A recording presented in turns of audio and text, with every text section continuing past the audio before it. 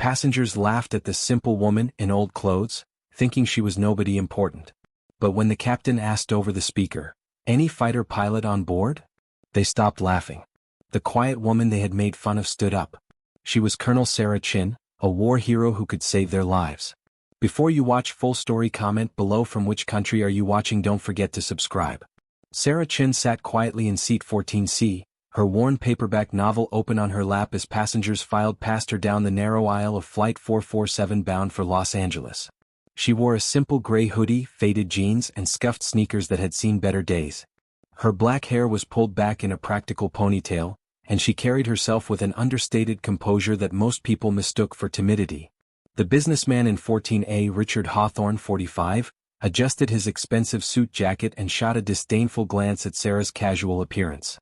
Behind him, Melissa Crawford, 35, dripping in designer jewelry and clutching a Louis Vuitton handbag, wrinkled her nose as she passed. "Excuse me," Melissa said loudly, making no effort to lower her voice. "I think there's been some mistake with the seating. I paid for premium economy and I shouldn't have to sit next to." She gestured vaguely at Sarah without finishing the sentence. The flight attendant, Jenny Martinez, checked her tablet. "Ma'am, your seat is 15B, right behind this row. Everything appears correct." Richard leaned over, his cologne overwhelming. "Look, I'm flying to close $1 million deal in LA. I need to work during this flight, not worry about whatever situation this is." He nodded toward Sarah, who continued reading without acknowledging the exchange. As the Boeing 737 reached cruising altitude, the harassment intensified. The passengers in the surrounding rows had formed an impromptu coalition of superiority, feeding off each other's cruelty. "I bet she's never even been on a plane before," whispered Janet Sterling, 50, a real estate agent from Dallas. "Probably saved up her McDonald's paychecks for months just to afford this ticket." Derek Phillips, 28, a tech startup founder wearing a $300 hoodie to show how casual rich people could be, laughed loudly. "McDonald's? That's generous. She probably cleans hotel rooms. Look at those hands, definitely manual labor." Sarah's hands, though calloused, bore no resemblance to those of a cleaning lady. The calluses came from years of gripping control sticks during high-G maneuvers, from countless hours maintaining aircraft engines, and from survival training that would break most of these passengers mentally and physically. "Maybe she's flying to LA to audition for one of those reality shows," Melissa chimed in. "You know, the ones where they make over hopeless cases." The group erupted in laughter. Other passengers began turning to look, some joining in the cruel amusement, others uncomfortably silent but unwilling to intervene. 2 hours into the flight, Richard had consumed 3 whiskeys and his tongue had loosened considerably. "You know what I don't understand?" he announced to anyone within earshot. "How people like that even get jobs anymore. I mean, what could she possibly contribute to society? We've got AI and automation taking over everything. Pretty soon, people without education or skills will be completely obsolete." Derek nodded enthusiastically. "Exactly. I employ over 200 people at my company, and we only hire the best MIT, Stanford, Harvard graduates. We're building the future while people like her are still living in the past." Sarah turned a page in her book, Tom Clancy's Red Storm Rising, a detail none of her tormentors noticed. The irony would have been amusing if their words weren't so cutting. "I wonder if she even finished high school," Janet added. "These days you really can't get anywhere without at least a college degree. And looking at her, I guess community college was probably out of reach too." The flight attendant Jenny approached with the drink cart, clearly uncomfortable with the ongoing situation but bound by airline policy to remain neutral unless physical confrontation occurred. "Ma'am, would you like something to drink?" she asked Sarah kindly. "Just water, please," Sarah replied softly, her voice carrying a slight accent that Richard immediately pounced on. "Great, she's probably not even legal. Probably one of those people taking jobs from real Americans." As the harassment continued, other passengers began joining in, emboldened by the lack of consequences. A group of college students returning from spring break started taking photos, whispering about making her go viral as an example of airline people of Walmart. Tommy Wright, 20, clearly intoxicated, stood up in the aisle. "Hey lady. Yeah, you with the garage sale outfit. My dad owns 3 car dealerships. You could probably make decent money washing cars if you're nice to customers." His friends erupted in laughter, high-fiving and encouraging him to continue. "I'm serious. We might have an opening for someone to clean the bathrooms. It's not glamorous, but it's honest work for honest people." Sarah's jaw tightened almost imperceptibly, but she continued reading. Her breathing remained controlled, a technique learned during survival training where captured pilots must endure psychological torture without breaking. Melissa leaned across the aisle. You know, you could actually be pretty if you tried. Maybe invest in some real clothes instead of shopping at thrift stores. Get your hair done professionally. Learn some social skills. What none of her tormentors could see were the subtle indicators of Sarah's true background. The way her eyes continuously scanned exits and potential threats. How her posture remained perfect despite hours in the cramped seat, a habit ingrained through years of military discipline. The unconscious way she tracked the flight's heading and altitude changes, noting the pilot's every adjustment. Her calloused hands had gripped the controls of F-22 Raptors during combat missions over hostile territory.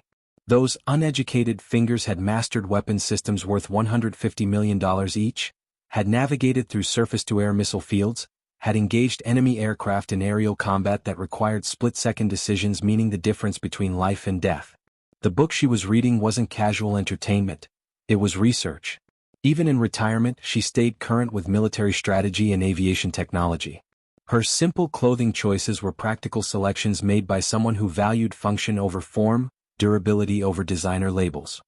3 hours into the flight, Captain James Rodriguez noticed the first troubling indicators. The weather radar showed a massive storm system developing ahead of their flight path, something that hadn't appeared in the pre-flight briefings. Denver Center, United 447, requesting deviation right for weather, he radioed. United 447, unable to approve. Multiple aircraft in the area, and there's military activity to your south. Maintain present heading. First Officer Lisa Park frowned at her instruments. Jim, this storm is building faster than anything I've seen. Look at those lightning strikes. The turbulence began as gentle bumps, but within minutes escalated to violent shaking that sent drink carts sliding and passengers gripping their armrests. The first lightning strike hit the aircraft's left wing, creating a brilliant flash that temporarily blinded everyone. The cabin lights flickered and several overhead compartments popped open, spilling luggage into the aisles. Ladies and gentlemen, this is your captain speaking, Rodriguez announced, trying to keep his voice calm. We're experiencing some weather-related turbulence. Please return to your seats and ensure your seatbelts are fastened. What he didn't announce was the cascade of system failures beginning to appear on his instrument panel. The primary navigation system had gone dark. 2 of the 3 flight management computers were showing error messages. Most critically, the autopilot had disconnected, forcing him to hand-fly the aircraft through increasingly violent weather. Denver Center, United 447, declaring emergency. We've lost multiple navigation systems and need immediate vectors out of this weather. United 447, understand you're declaring emergency. Turn left heading 180, descend and maintain flight level 200. The second lightning strike was catastrophic. It hit the aircraft's nose cone, traveling through the fuselage and exiting through the tail. The electrical damage was immediate and severe. Captain Rodriguez felt the controls go mushy in his hands. The primary flight computer was completely dead. The backup systems were intermittent at best. In the growing darkness of the storm, with no reliable instruments, flying the aircraft had become a matter of feel and instinct. Lisa, I need you to manually calculate our position. Use the standby compass and dead reckoning. First Officer Park was already working the problem, but her calculations were grim. Jim, if we've been blown off course as much as I think, we could be anywhere within a 100-mile radius of our last known position.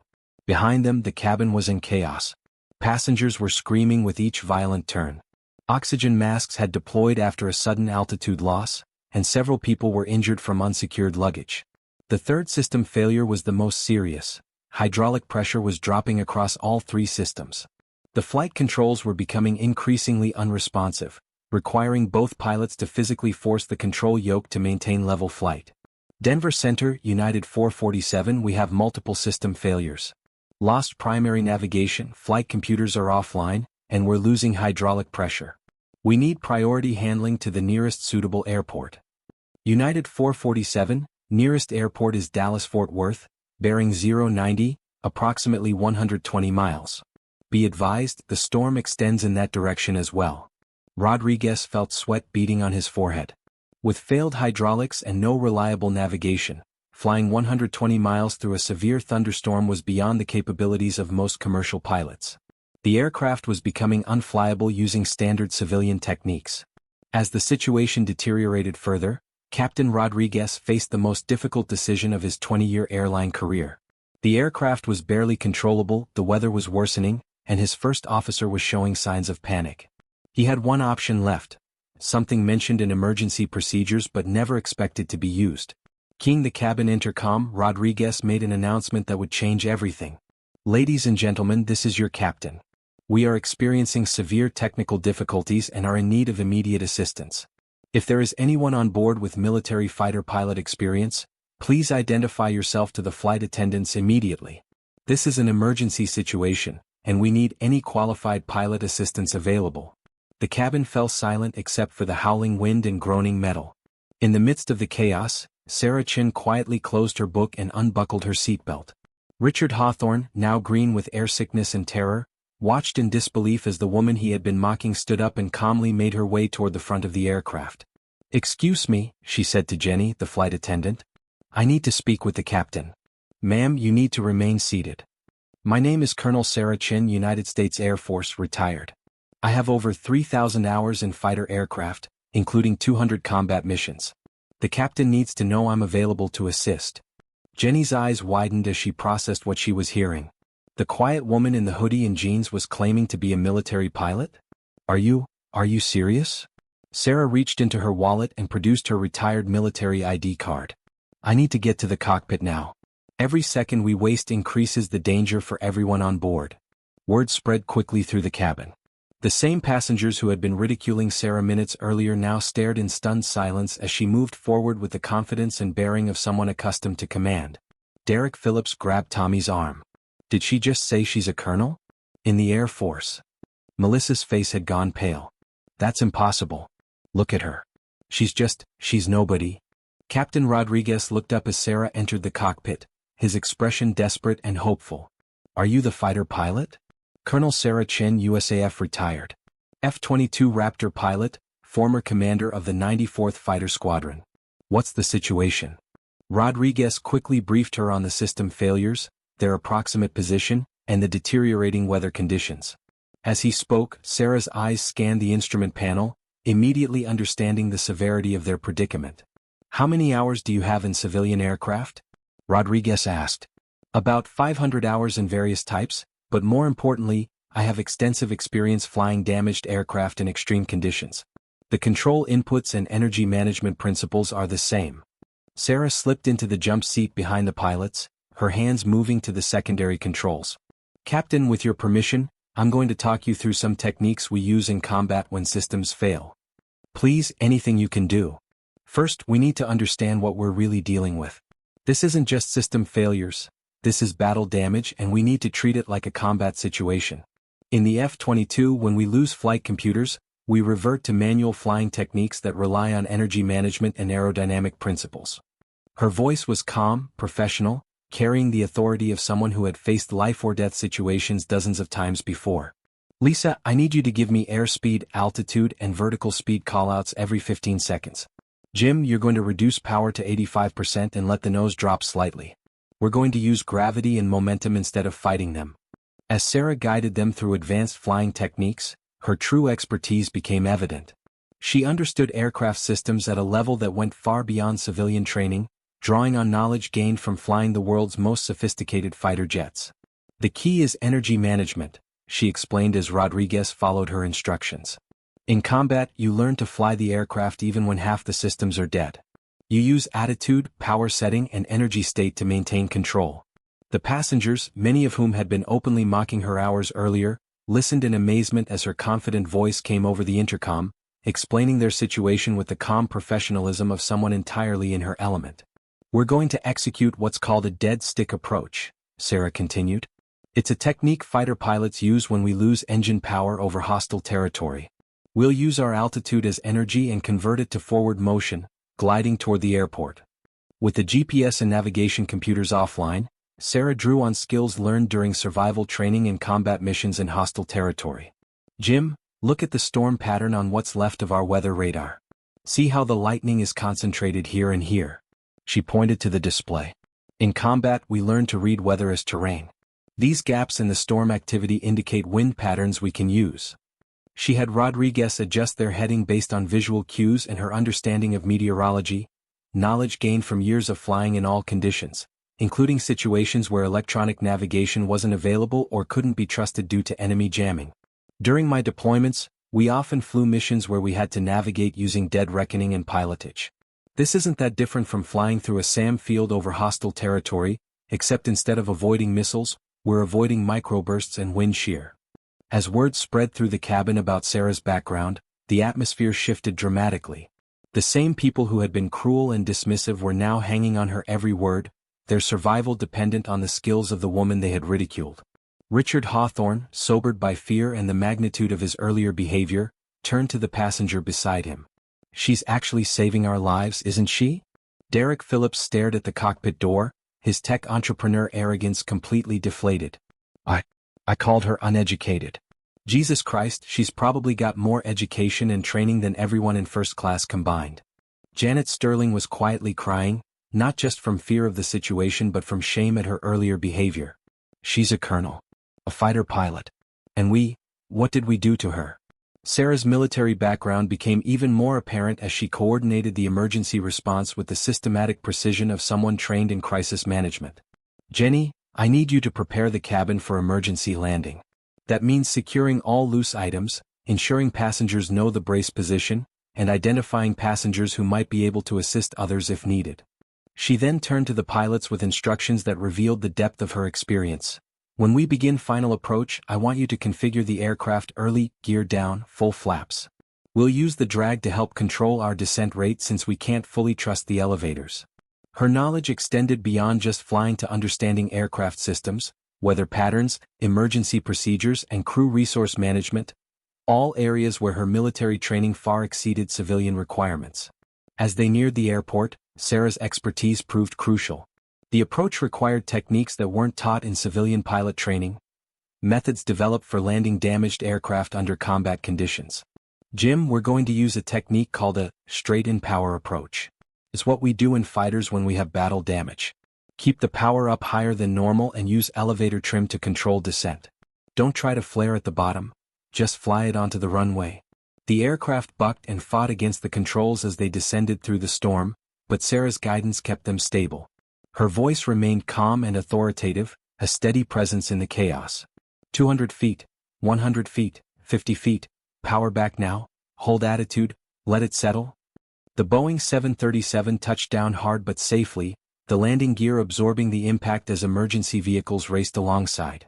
The cabin erupted in cheers and applause, but Sarah remained focused, helping the crew complete the shutdown procedures. As the aircraft came to a stop, Captain Rodriguez turned to her with tears in his eyes. "Colonel Chin, you saved 147 lives today. I don't know how to thank you." Sarah simply nodded. "Just doing what I was trained to do, Captain." As passengers deplaned, the atmosphere was completely different from the beginning of the flight. Richard Hawthorne approached Sarah hesitantly. "Colonel Chin, I owe you an enormous apology. My behavior was inexcusable. You saved all our lives and I'm ashamed of how I treated you." One by one, the passengers who had participated in the mockery came forward with similar apologies. Some were crying, others were simply stunned by the revelation of who Sarah really was and what she had accomplished. Derek Phillips, humbled beyond measure, handed her his business card. "Ma'am, if you ever need anything at all, please don't hesitate to contact me. What we did to you today, there's no excuse for it." Sarah accepted their apologies graciously, understanding that the experience had taught them something valuable about making assumptions about others based on appearance alone. As Sarah walked through the terminal, still in her simple hoodie and jeans, she reflected on the day's events. She had faced enemy fighters in combat, had commanded squadrons of elite pilots, had served her country with distinction for over 15 years. But perhaps today's lesson, about dignity, humility, and the danger of judging others, was as important as any mission she had ever flown. The passengers of Flight 447 would never forget the quiet woman who sat among them, enduring their cruelty with grace while possessing the skills to save their lives when everything went wrong.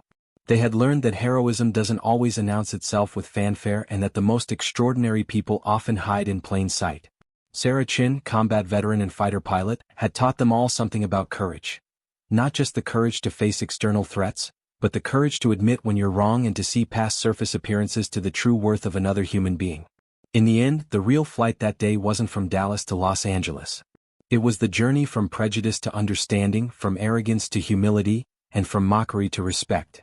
And it was a flight that changed every passenger aboard in ways they would remember for the rest of their lives.